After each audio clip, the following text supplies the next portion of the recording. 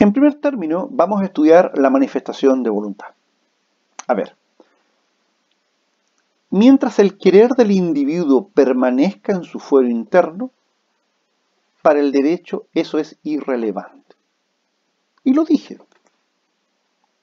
Imaginemos una persona que piensa, que divaga, me quiero casar, me quiero comprar una casa, me quiero comprar un auto, quiero viajar, quiero recorrer el mundo. Todos esos pensamientos para el derecho son irrelevantes en la medida que no se externalicen. ¿Cuándo el derecho interviene? Bueno, cuando yo voy y entro a la plataforma, por ejemplo, y me compro un pasaje de avión. Cuando entro a una plataforma y adquiero, por ejemplo, y celebro un contrato de hospedería o de hotel en los lugares que pretendo recorrer. Cuando estoy frente al oficial de registro civil y digo si quiero al matrimonio.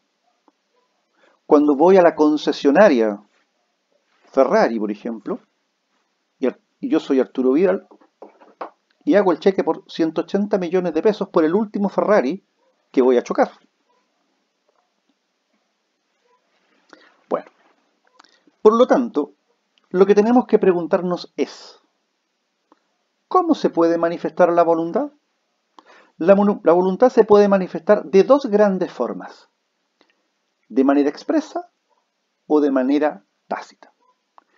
Y posteriormente, una vez que hayamos aclarado cuándo la manifestación es expresa y cuándo la manifestación de voluntad es tácita, nos vamos a preguntar qué pasa cuando la persona permanece en silencio y no dice absolutamente nada. ¿Cómo vamos a tomar desde el punto de vista jurídico el silencio?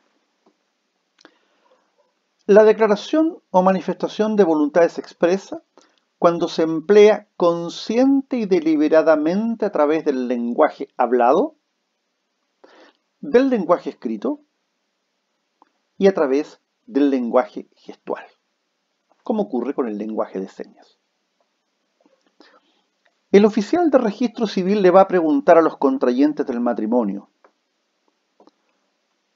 ¿aceptáis a tal persona como tu cónyuge? Y la persona dice sí quiero. Esa es una manifestación de voluntad expresa, cuando es clara, directa, consciente. Cuando la persona pone su rúbrica en un contrato de compraventa celebrado por escritura pública ante notario público. En cambio, la declaración de voluntad es tácita cuando es posible inferirla, deducirla del comportamiento del sujeto. Debe tratarse en todo caso de un hecho positivo concluyente e inequívoco. Concluyente significa que el hecho debe tener un significado irrebatible e inequívoco que no se preste a diversas interpretaciones. Transporte colectivo de pasajeros. Todos sabemos que si yo estoy en una calle, especialmente en un paradero de la movilización colectiva, y levanto la mano, el taxi colectivo inmediatamente va a acercarse a mi posesión. Lo mismo si es un taxi básico.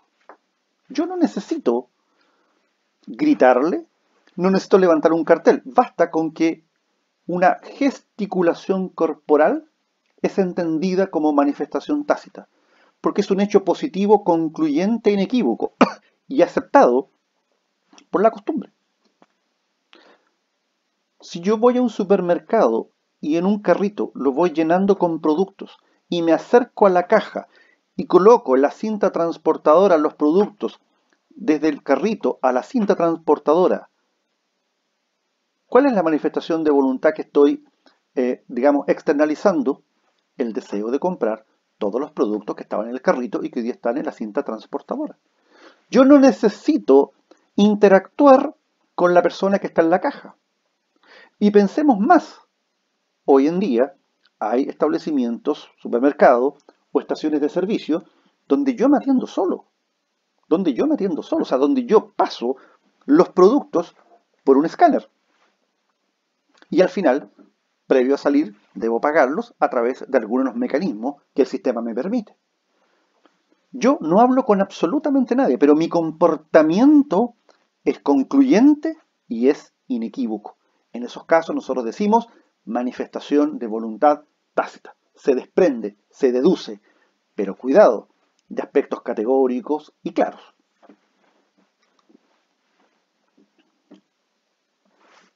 ¿Qué pasa ahora con el silencio? Como dice la lámina, puede ocurrir que una persona enfrentada a un hecho determinado no formule una declaración ni ejecute una conducta concluyente, limitándose a guardar silencio. Por favor, no piensen en el silencio en materia penal, porque la ley posibilita que el imputado guarde silencio en las diversas etapas del procedimiento penal, incluso en el juicio penal. No piensen en eso, o sea, piensen en términos generales en situaciones de orden civil.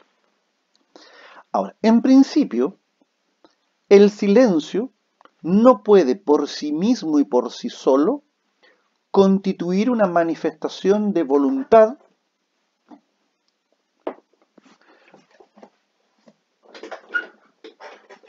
ni expresa ni tácita, ni positiva ni negativa. Pues por regla general, el silencio es equívoco.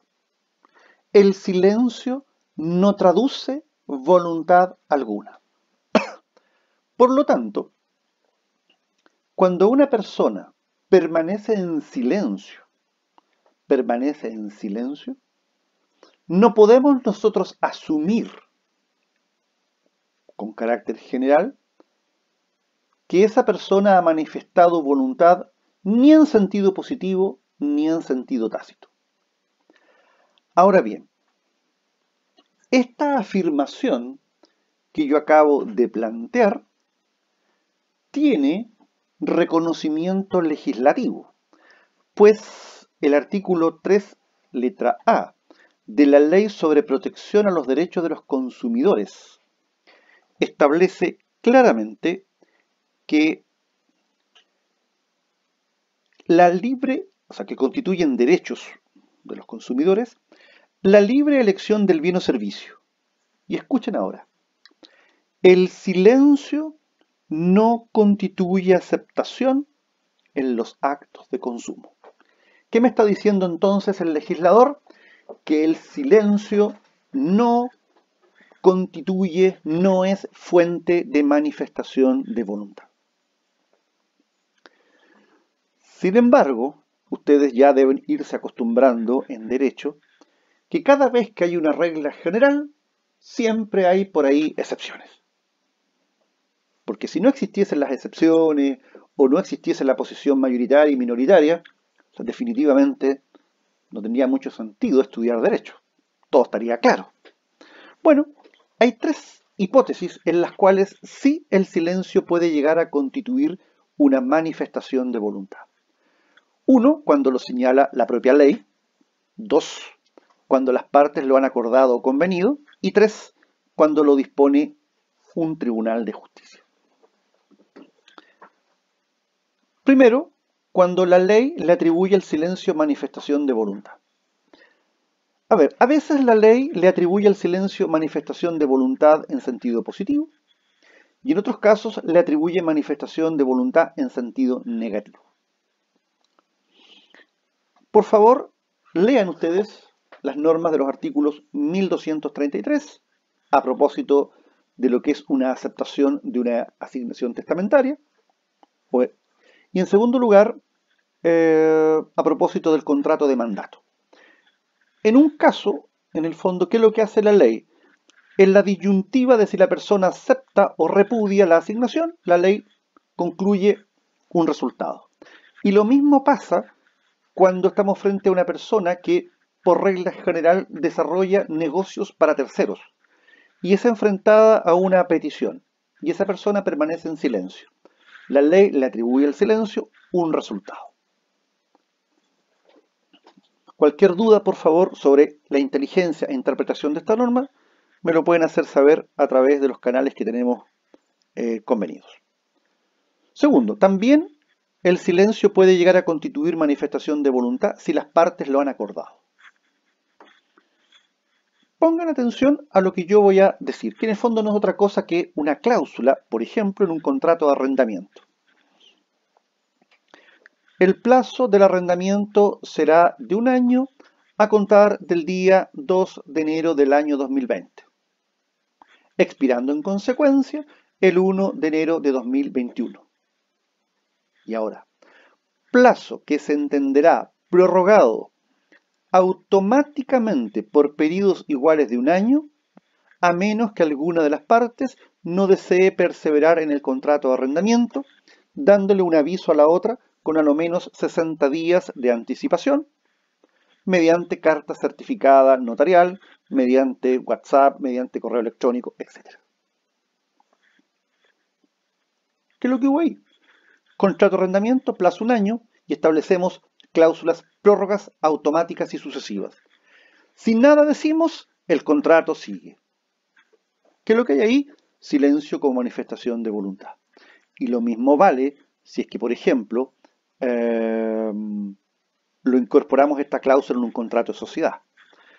La sociedad tendrá una duración de 5 años a contar del 2 de enero del año 2020, plazo que se entenderá prorrogado automáticamente si ninguno de los socios manifiesta su voluntad en cuanto a no continuar con el contrato de sociedad, dando un aviso con una anticipación de a lo menos 6 meses, debidamente inscrito en algún registro.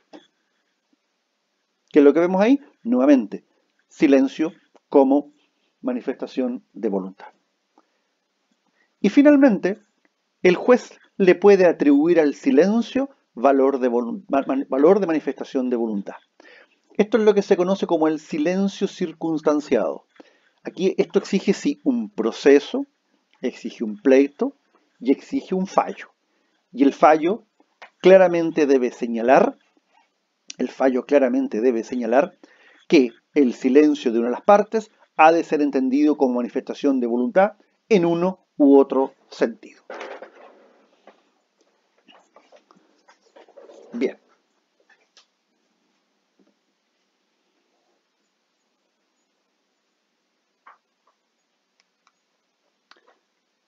Consentimiento y su formación. Esto nos lleva a examinar dos tipos de actos jurídicos. Los actos jurídicos unilaterales y los actos jurídicos pluri o multilaterales. Cuando el acto jurídico es unilateral, nace a la vida del derecho con la manifestación de voluntad de una parte. Por lo tanto, ningún inconveniente se nos plantea. En cambio, cuando el negocio jurídico es bilateral, a lo menos, surge el problema en qué momento vamos a entender que la voluntad se ha plasmado. Y a este respecto, hay que tener clarísimo que los actos jurídicos bilaterales solo nacen a la vida del derecho cuando han manifestado su voluntad las dos partes. Ojo, cuando han manifestado su voluntad las dos partes. Como dice la lámina, la voluntad en los actos jurídicos bilaterales toma el nombre de consentimiento y ha sido definido como el encuentro de dos declaraciones de voluntad que, emitidas por dos sujetos diversos, partes diversas, se dirigen a un fin común y se fundan. Se haya integrado por dos actos sucesivos y siempre copulativos, la oferta y la aceptación. Por lo tanto, los actos jurídicos bilaterales solo nacen a la vida del derecho cuando han manifestado su voluntad el oferente y el aceptante. Mientras ello no ocurra, el acto jurídico bilateral no nace a la vida del derecho. En cuanto a las reglas o a la pregunta, ¿cómo se va a formar el consentimiento? A este respecto hay que tener algo muy claro. El Código Civil no se hace cargo de esta materia, sino que esto fue regulado por el Código de Comercio en los artículos 97 a 108. Y si uno se va al mensaje del Código de Comercio, hay una frase muy entretenida que dice que en materia de formación del consentimiento, el código habría venido a llenar un sensible vacío de la legislación civil.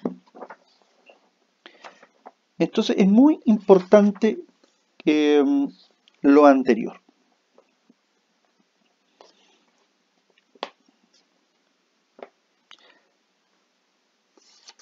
En su oportunidad lo voy a buscar y se los voy a traer a colación. Como lo que viene ahora es el estudio de la formación misma del consentimiento, esto lo vamos a dejar para una próxima cápsula.